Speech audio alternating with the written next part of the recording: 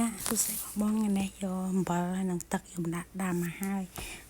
យកមកទេហាវ៉ៃហើយម្ទេសក្រហមនេះយកមក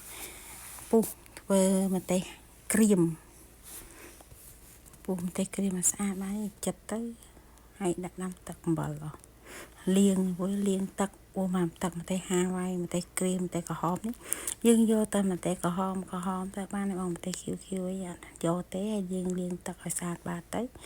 លាងទឹកឲ្យល្អស្អាត 4-5 ទឹកឲ្យអស់គ្រាប់ម្ទេសហ្នឹងហើយមើលម្ទេសណាលលួយយើងដកចេញម្ទេសណាលលួយយើងទុក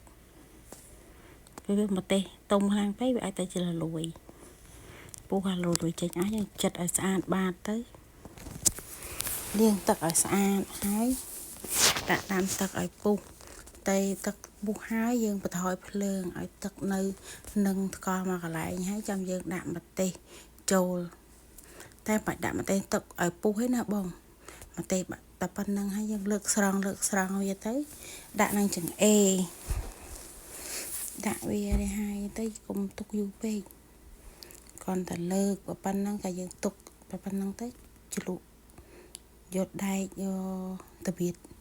ជ្រុំនៅក្នុងទឹកហ្នឹងមកស្ទុះហើយយើងលើកស្រង់ចេញមកជ្រុំវាអញ្ចឹងហើយយើងស្រង់ចេញមកឲ្យស្រួលលើកជ្រលក់ 4-5 ដងអញ្ចឹងទៅ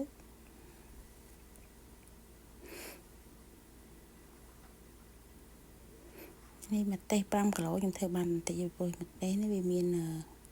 នេះខ្លះទៅជ្រក់ទៅខ្លះទៅពុះហាលទុកស្លមិនបាក់ទេដាំមកទឹកអំបិលឲ្យពុះទៅម្ទេសពុះហើយយកដាក់ដាំទឹកអំបិលឲ្យពុះយកជ្រក់ទឹកមកយើងយកត្រៀបគ្នាលើចង្អេរត្រៀបគ្នាឲ្យស្អាតកុំដាក់កុំដាក់កូរលើគ្នាម្ទេសកុំដាក់កូរលើគ្នាបងយើងជ្រលក់អញ្ចឹងហើយយើងជ្រលក់មកស្លោកបាត់ហើយម្ទេសគាត់ណាម្ទេសហ្នឹងយើងលើកជ្រលក់ស្លោកបាត់ហើយ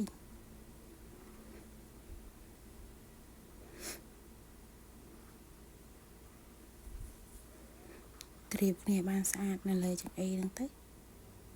ត្រៀបវាមួយកុំឲ្យតកូរដាក់ត្រួតលើគ្នាហ្នឹងត្រៀបវាមួយឃើញនៅលើខ្នងម្ទេសហ្នឹងសិតអំបិលប្រមូលហ្នឹងខ្ញុំហា3ថ្ងៃម្ទេសនេះហា3ថ្ងៃបានស្ងួតល្អបង